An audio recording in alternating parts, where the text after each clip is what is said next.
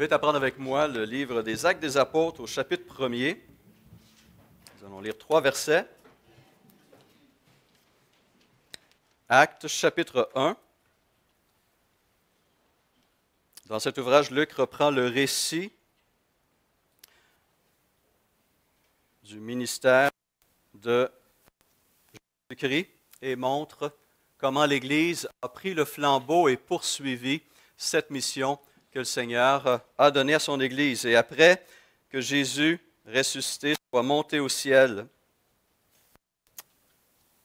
nous lisons en Actes 1:12, « Alors, ils retournèrent à Jérusalem, de la montagne appelée des Oliviers, qui est près de Jérusalem, à la distance d'un chemin de sabbat.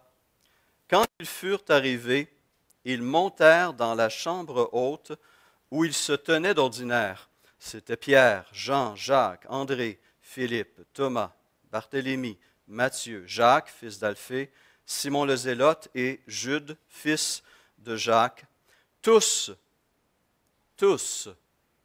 d'un commun accord, persévéraient dans la prière avec les femmes et Marie, mère de Jésus, et avec les frères de Jésus. » Prions.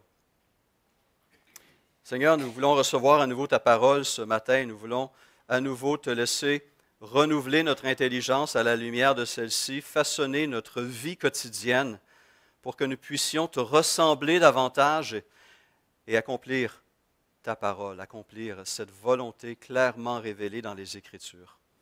Alors que celle-ci nous parle à nouveau ce matin, s'il te plaît. Amen. Je ne sais pas si certains ont déjà entendu cette devise qu'on retrouve dans les milieux anglophones, dans les églises et les familles anglophones, qui dit ceci: « A family that prays together stays together ». Est-ce qu'il y en a qui ont déjà entendu cette expression-là? Qu'on peut traduire ainsi: « Une famille qui prie ensemble demeure unie ». Et je trouve que cette réalité qui est mentionnée par cette famille est très intéressante et mérite une réflexion de notre part. Pourquoi cette unité? Eh bien, la prière, justement, permet de réunir les membres d'une même famille autour d'enjeux, autour de préoccupations, autour de défis et de problèmes qui leur sont communs. Ça leur permet d'harmoniser leurs pensées et leurs paroles et d'élever d'une seule voix leurs besoins au trône du Seigneur. Cette vie de prière familiale permet aussi de manifester d'une manière concrète l'amour qu'on a les uns pour les autres. C'est une chose de dire « je vais prier pour toi ».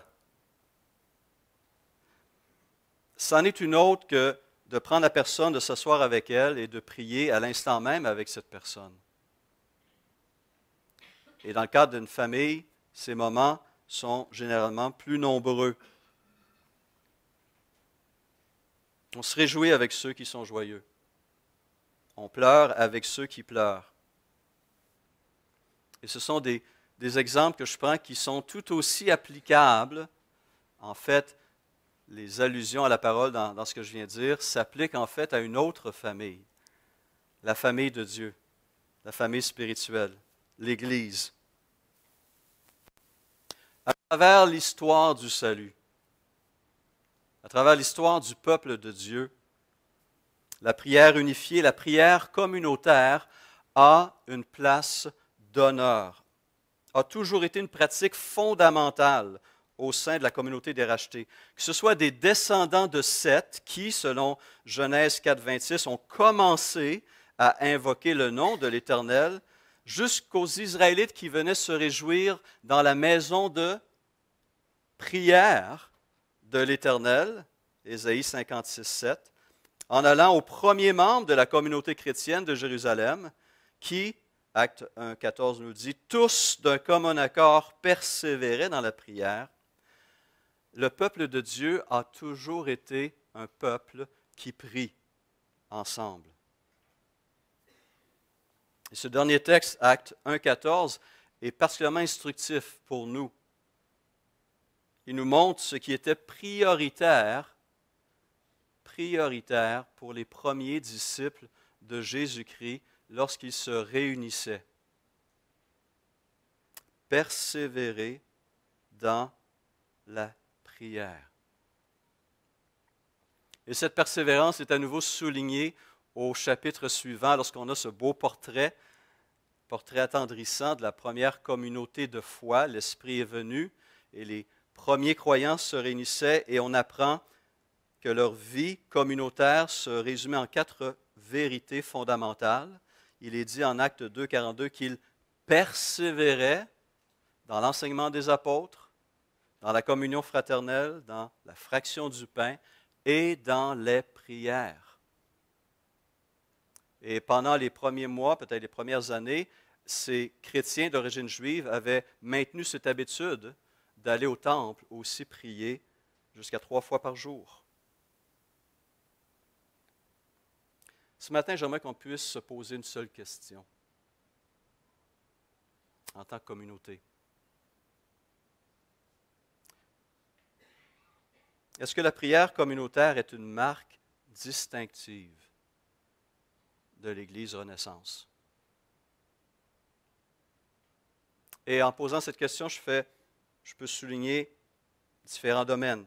Le culte du dimanche matin. Est-ce que la prière est richement présente durant nos cultes, à travers la louange, l'adoration, l'intercession et la confession? Est-ce que la prière a une place d'honneur dans nos groupes vie? Nous avons 8, 9 groupes qui se réunissent à différents moments. Certains vont reprendre leurs activités bientôt. Quelle est la place de la prière au sein de ces groupes vie? Les chrétiens qui se visitent et qui se côtoient durant la semaine, prennent-ils le temps de prier non seulement les uns pour les autres, mais pour leur communauté de foi, pour leur Église? Et s'ils prient, à quoi ressemble leur prière? Une autre question intéressante. Vous avez reçu une invitation cette semaine. Un courriel qui vient du conseil et de ma part, qui contient une invitation à une sainte convocation, une invitation à venir participer mercredi soir à une soirée de jeûne et de prière communautaire. Nous sommes conscients qu'en tant que communauté, nous sommes à un moment important de notre développement, de notre croissance. Nous avons le problème inverse de nos frères et de nos sœurs du Nouveau-Brunswick. Eux doivent apprendre à gérer la décroissance. Nous avons la belle grâce, le beau défi de gérer la croissance. Et à quoi cette croissance doit ressembler, dans quelle direction en tant que communauté devons-nous aller pour continuer à accomplir la mission de Jésus-Christ. Et pour cela, nous avons besoin, comme je l'ai mentionné dans mon courriel, nous avons besoin de sagesse et de l'assistance de l'Esprit de Jésus-Christ. Nous sommes conscients et convaincus que toute décision majeure qui concerne la vie communautaire et l'avenir de la vie communautaire doit être précédée et soutenue par la prière communautaire. Agir autrement serait irresponsable.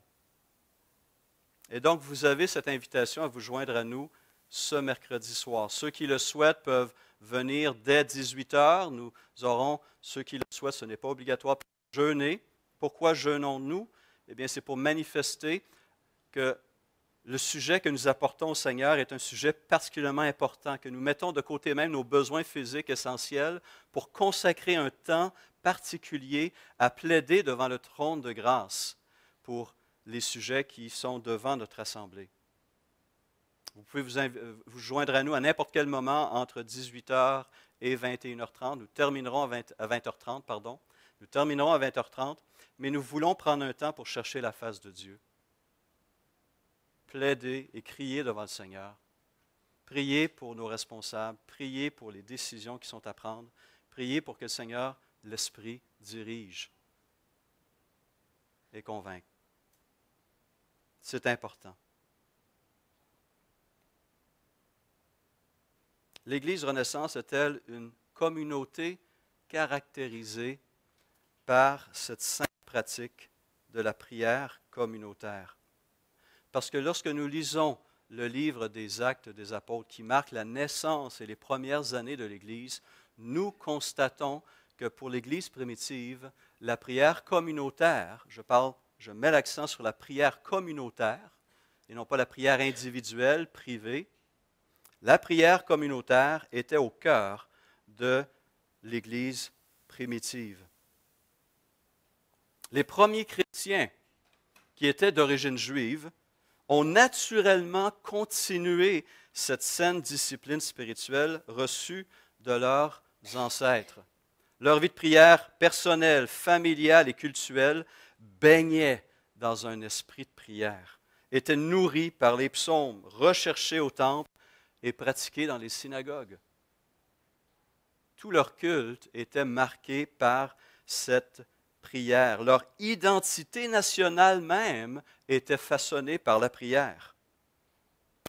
Timothy Keller, un pasteur new-yorkais bien connu, a écrit dans un ouvrage « La prière, s'émerveiller dans l'intimité de Dieu ». Il dit ceci: « Dans le livre de la Genèse, chacun des patriarches, Abraham, Isaac et Jacob, prie avec aisance et franchise.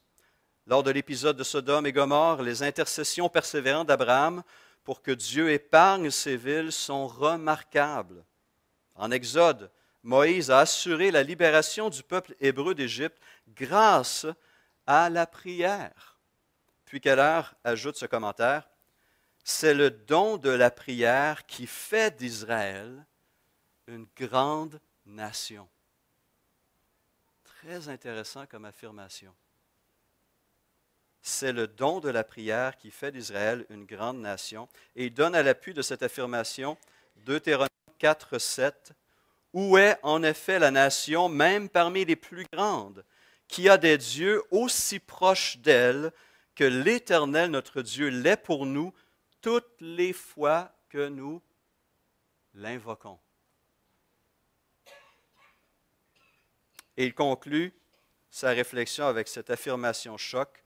Dès lors, s'abstenir de prier n'est pas une simple violation d'une règle religieuse quelconque, c'est s'abstenir de traiter Dieu comme Dieu.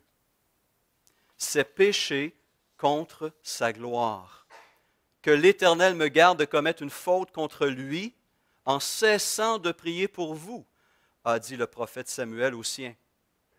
Fin de la citation de M. Keller.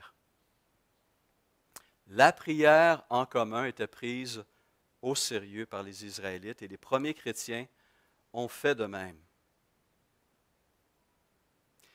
Les premiers disciples de Jésus-Christ ont aussi pris l'exemple de leur maître, le Seigneur Jésus. En fait, c'est en observant sa vie de prière que les apôtres ont été vers Jésus et lui ont demandé « Seigneur, apprends-nous à prier. » Quelqu'un a fait la remarque vraiment très, très intéressante que c'est le seul cas dans les évangiles. C'est le seul cas dans les évangiles où les apôtres demandent à Jésus de leur enseigner quelque chose. Enseigne-nous à prier.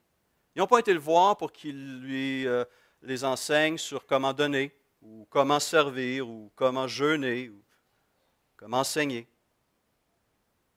Ils ont été le voir pour dire « Apprends-nous à prier ».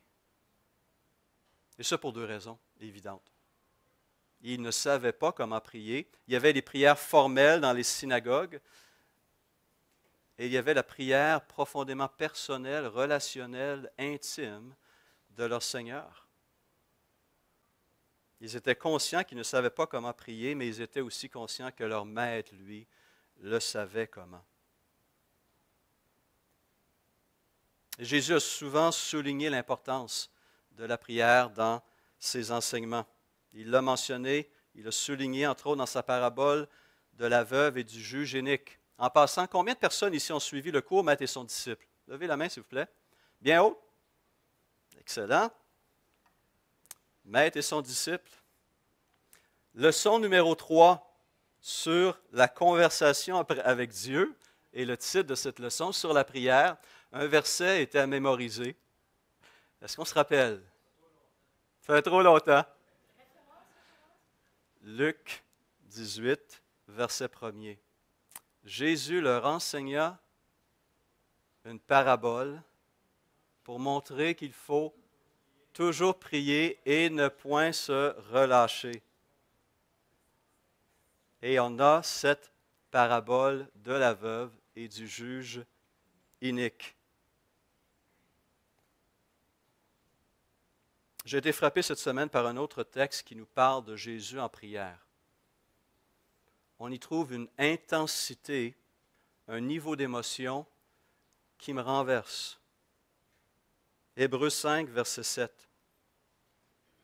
On dit que c'est lui, Jésus, qui, dans les jours de sa chair, a présenté avec de grands cris et avec larmes des prières et des supplications à celui qui pouvait le sauver de la mort, et il a été exaucé à cause de sa piété. On a tendance à situer ce contexte-là dans le jardin de Gethsémani, où justement on a vu cette intensité. Pierre, Jacques et Jean en particulier ont entendu et ont vu le combat de notre Seigneur dans la prière avec son Père. Mais ce verset nous montre qu'en fait, cette intensité s'est retrouvée bien au-delà ces dernières heures de vie de notre Seigneur. On nous parle de ces jours, dans les jours de sa chair. Donc, durant ces années d'incarnation, notre Seigneur Jésus est venu prier avec une intensité incroyable. Incroyable. Avec de grands cris et avec larmes, il a adressé au Père des prières et des supplications.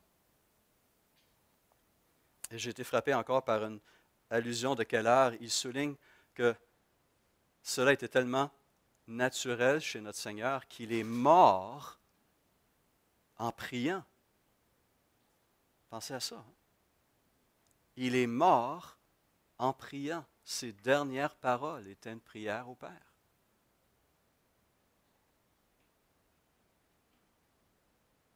On comprend alors que les premiers chrétiens aient saisi l'importance de la prière en général, mais aussi de la prière communautaire.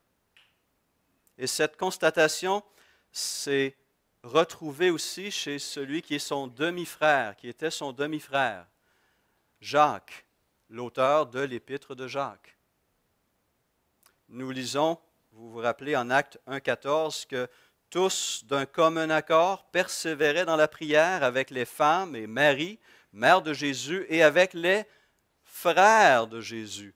Jacques et certains de ses frères ont cru au Seigneur Jésus seulement après la résurrection, lorsqu'il est apparu à certains d'entre eux. Avant sa crucifixion et sa résurrection, ses frères ne croyaient pas en lui. Même ils pensaient qu'il y avait quelques problèmes. Mais la réalité de l'identité de Jésus, la réalité de sa victoire sur le péché, sur la mort et sur Satan, s'est confirmée le troisième jour suivant son ensevelissement. Il était et il est bel et bien le roi des rois, le Seigneur de l'univers, le Dieu de justice et de salut et de grâce.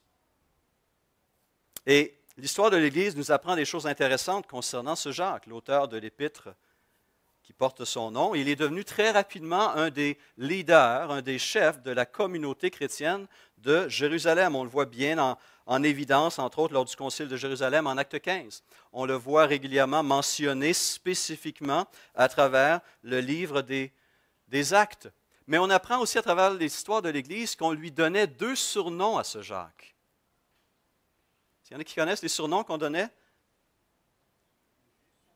Jacques le Juste.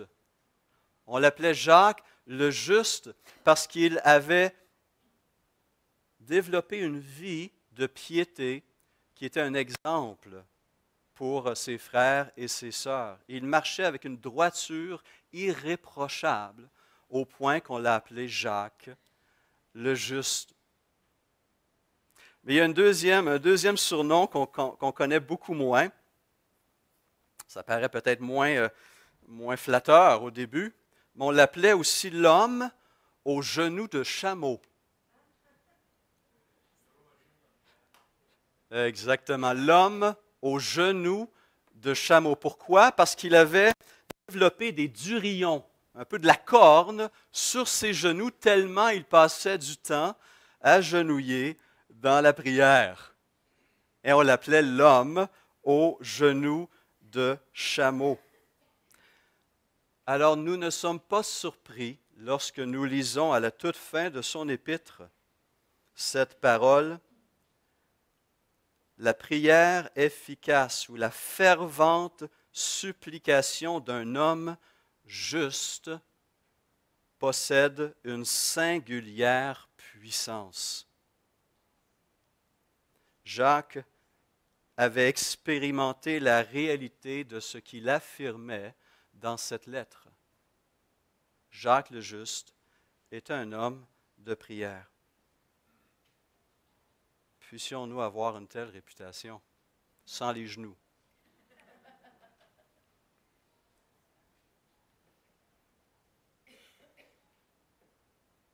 La prière communautaire que l'on retrouve aussi dans le livre des Actes et au début de l'histoire de l'Église reflétait aussi une diversité de sujets. Le livre des Actes nous présente, avec les épîtres du Nouveau Testament, différentes situations, différents contextes, différents besoins. Et je dois faire attention ici dans ce que je dis, mais je constate trop souvent une déconnexion en ce qui était les préoccupations des premiers chrétiens et ce que sont les préoccupations des chrétiens d'aujourd'hui. Les requêtes ne sont pas toujours les mêmes. Les préoccupations ne sont pas toujours les mêmes. Ce qui est recherché des uns et des autres ne reflète pas toujours ce que l'on retrouve dans l'Église primitive et dans les épîtres du Nouveau Testament. Une chose que nous retrouvons ici, que nous retrouvons chez eux, une des priorités, était la louange. Jour après jour, les premiers chrétiens ont loué et ont adoré leur Seigneur. Acte 2, verset 46 mentionne qu'ils étaient chaque jour tous ensemble, assidus au temple. Donc, ils allaient prier ensemble. Ils rompaient le pain dans les maisons et prenaient leur nourriture avec joie et simplicité de cœur, louant Dieu et trouvant grâce auprès de tout le peuple. Quelle beauté, quelle grâce, quelle fraîcheur se dégage de cette description de la vie communautaire des premiers chrétiens. Simplicité, reconnaissance, joie, action de grâce au tout début de la vie de l'Église. Quelle est la place de l'adoration et de la louange et de l'action de grâce dans nos propres prières individuelles et collectives? On voit ensuite qu'ils priaient pour que Dieu leur donne le courage de témoigner fidèlement, même lorsque des menaces étaient formulées contre eux. Encore Acte 4, verset 24, après que Pierre et Jean, en route vers le temple pour prier, Dieu s'est servi de Pierre pour accomplir un miracle incroyable. Un homme boiteux de naissance s'est mis à non seulement à marcher, mais à sauter et danser de joie par cette guérison surnaturelle. Pierre et Jean ont été convoqués devant le Sanhédrin. On leur a demandé au nom de qui, comment avez-vous fait telle chose? Ils ont dit au nom de Jésus-Christ. Et on a voulu leur interdire d'enseigner, de parler au nom du Seigneur Jésus, sous coup de menaces, sous coup de blessures. Et voici ce qu'ils ont fait en Acte 4, 24. Après avoir été relâchés, ils allèrent vers les leurs et racontèrent tout ce que les principaux sacrificateurs et les anciens leur avaient dit. Lorsqu'ils l'eurent entendu, ils allèrent se cacher loin de Jérusalem. Non, ce n'est pas là, hein? Ce n'est pas dans ma Bible, ni dans la vôtre. Hein? Ce n'est pas ça qu'ils ont fait. Qu'est-ce qu'ils ont fait? Ils élevèrent à Dieu la voix tous ensemble et dirent: Seigneur, toi qui as fait le ciel, la terre, la mer et tout ce qui s'y trouve, c'est toi qui as dit par le Saint-Esprit, par la bouche de notre Père, ton serviteur David, Pourquoi ce tumulte parmi les nations et ces vaines pensées parmi les peuples? Les rois de la terre se sont soulevés et les princes se sont ligués contre le Seigneur et contre son oint. Il citait ici le psaume 2. En effet, contre ton saint serviteur Jésus, que tu as oint, Hérode et Ponce Pilate se sont ligués dans cette ville avec les nations et avec les peuples d'Israël pour faire tout ce que ta main et ton conseil avaient arrêté d'avance. Et maintenant, Seigneur, vois leurs menaces et donne à tes serviteurs d'annoncer ta parole avec une pleine assurance, en étendant ta main pour qu'ils se fassent des guérisons, des miracles et des prodiges, par le nom de ton saint serviteur Jésus. Quand ils eurent prié, le lieu où ils s'étaient assemblés trembla. Ils furent tous remplis du Saint-Esprit et ils annonçaient la parole de Dieu avec assurance. Un exaucement immédiat de leur prière.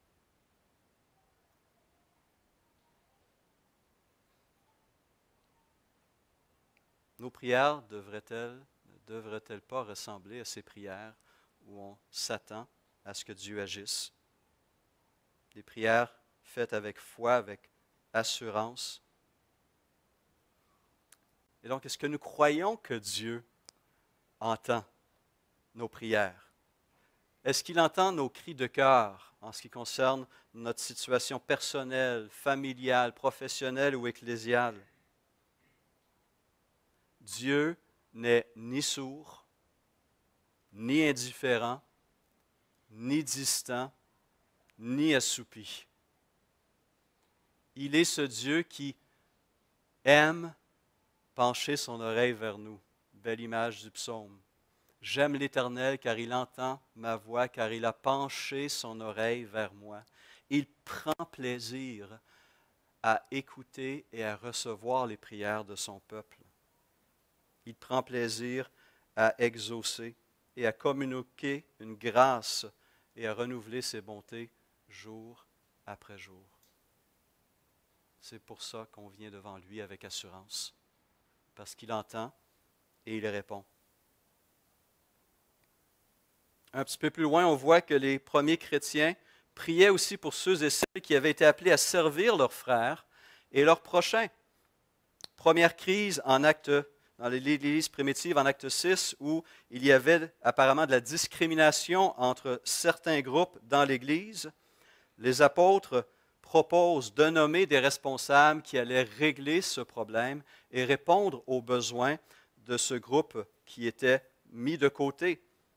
Et on lit en Acte 6, verset 5, que cette proposition plut à toute l'assemblée. Ils élurent Étienne, homme plein de foi et d'Esprit Saint, Philippe, Procor, Nicanor, Timon, Parménas et Nicolas, prosélytes d'Antioche. Ils les présentèrent aux apôtres qui, après avoir prié, leur imposèrent les mains. Et quelques années plus tard, lorsque l'Esprit Saint se manifeste dans l'église d'Antioche, alors que Paul est là avec d'autres en train de servir,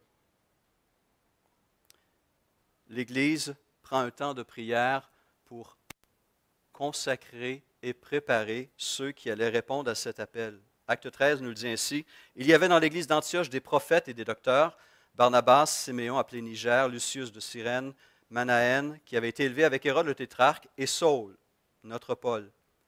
Pendant qu'ils servaient le Seigneur dans leur ministère et qu'ils jeûnaient, le Saint-Esprit dit, mettez-moi à part Barnabas et Saul pour l'œuvre à laquelle je les ai appelés. Alors, et alors seulement, après avoir jeûné et prié, ils leur imposèrent les mains et les laissèrent partir. La prière était au cœur, à la base, avant même l'appel et l'envoi au service. Cette Église priait aussi pour ceux qui, au sein du peuple de Dieu, connaissaient la persécution, surtout pour ceux qui étaient emprisonnés à cause de leur foi. Et cette histoire, vous la connaissez bien, et moi, je vois l'humour de Dieu dans ce texte de façon incroyable. En Acte 12, Hérode qui fait arrêter l'apôtre Jacques et l'apôtre Pierre. Et il les fait emprisonner. Et malheureusement, très rapidement, il met à mort l'apôtre Jacques, à ne pas confondre avec Jacques, le frère de notre Seigneur. Jacques ici était le frère de Jean, hein, les deux apôtres bien connus. Jacques, l'apôtre, est mort très rapidement entre les mains d'Hérode. Mais l'Église se mobilise dans la prière et passe la nuit à prier pour l'intervention de Dieu. Pierre est en prison et le lendemain matin, un jugement l'attend, un jugement très similaire, probablement que Jacques a rencontré. Et le peuple prie. Dieu entend et Dieu envoie un ange pour libérer Pierre de prison. Pierre, dans les vapes, il pense qu'il rêve. Il pense qu'il fait un songe. Jusqu'à ce qu'il se retrouve à l'extérieur des portes de la prison. Et là, il se réveille. Et que décide-t-il de faire?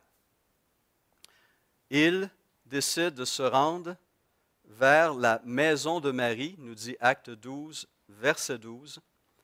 La maison de Marie, mère de Jean, surnommé Marc, où beaucoup de personnes étaient réunies et priaient. Ils priaient pour la libération de Pierre. Et voilà que Pierre se rend chez eux, se met à cogner. Eux restent dans la prière. Seigneur, libère Pierre. Salogne, libère Pierre. Une servante s'en va ouvrir la porte. En fait, elle n'ouvre pas la porte. Elle entend la voix de Pierre. Elle est tellement excitée qu'elle laisse Pierre à l'extérieur pour retourner dire aux gens qui prient pour la libération de Pierre que Pierre est dehors. Et eux la traitent de folle. Ça se peut pas, il est en prison. Seigneur, libère Pierre. Incroyable. Dieu devait rire. La prière a été entendue. Même si eux ne croyaient pas qu'elle serait entendue, ou qu'elle avait été entendue, et que Dieu avait déjà exaucé leur prière. Merci Seigneur. Merci Seigneur. Je me réjouis que l'Église Renaissance a à cœur l'Église persécutée. Tous les mercredis matins, lorsque nous nous réunissons, lorsque le groupe de prière se réunit, nous prions pour nos frères et nos sœurs qui sont emprisonnés, qui voient leur liberté violée, leurs biens arrachés, leurs droits de séjour rejetés. Et nous prions pour plusieurs de ces frères dans plusieurs régions du monde. Et nous prions pour des organisations comme Porte Ouverte qui vient à leur aide. Et dimanche prochain, nous aurons à nouveau l'occasion de voir comment nous pouvons aider nos frères et nos sœurs. Et la prière demeure un élément clé, un élément fondamental.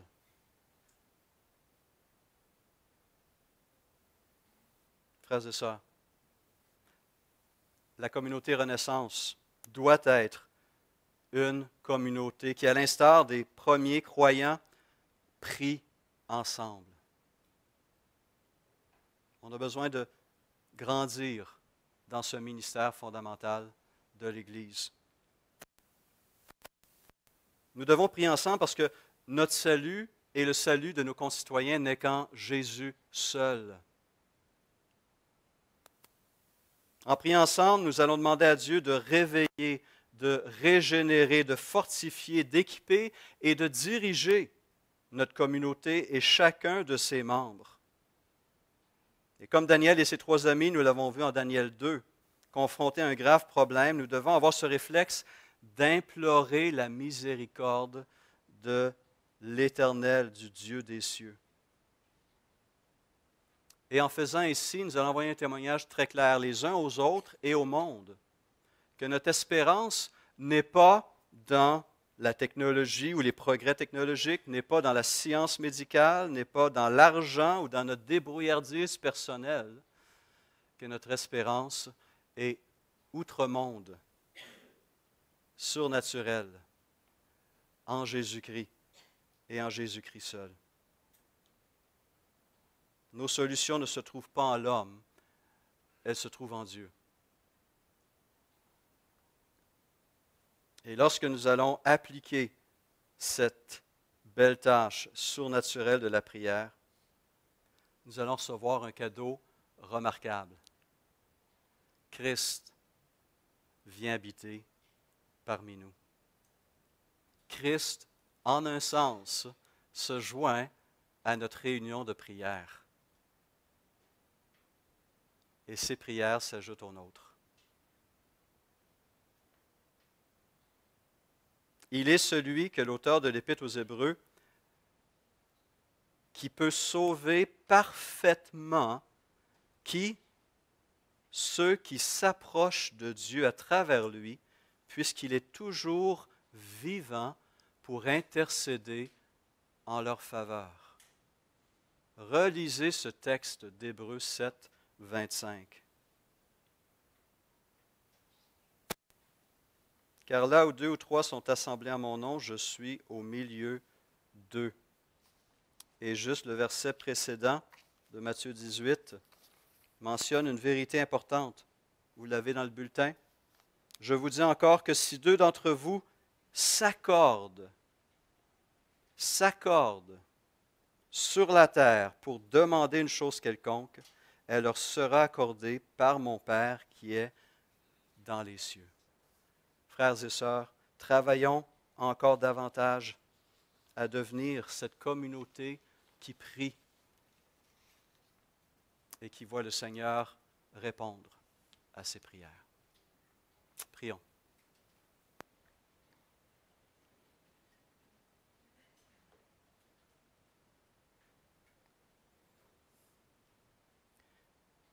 Seigneur, ce matin, je me mets facilement dans la peau de ces apôtres qui ont constaté ces lacunes dans leur propre vie, cette difficulté parfois à simplement te parler, parce que la prière, c'est ça, c'est une conversation avec notre Dieu Tout-Puissant. Et parfois, Seigneur, mes pensées divaguent, mes pensées s'écartent. Parfois, j'oublie le plus important, ta gloire, ton honneur, ton nom, ton action présente. Trop souvent, mes prières se limitent par une liste d'épicerie. Seigneur, tu es tellement plus et tu désires tellement plus et tu veux offrir tellement plus. À nouveau ce matin, nous te prions, enseigne-nous à prier. Montre-nous comment dans ta parole tu as dirigé tes apôtres, tes disciples, et comment leur vie de prière s'est développée, a grandi, a témoigné d'une puissance surnaturelle. Seigneur, je te prie que l'Église Renaissance puisse devenir encore davantage une communauté qui prie ensemble. Pas juste individuellement dans le secret, mais les uns avec les autres, les uns pour les autres. Enseigne-nous, s'il te plaît. Transforme-nous. Amen.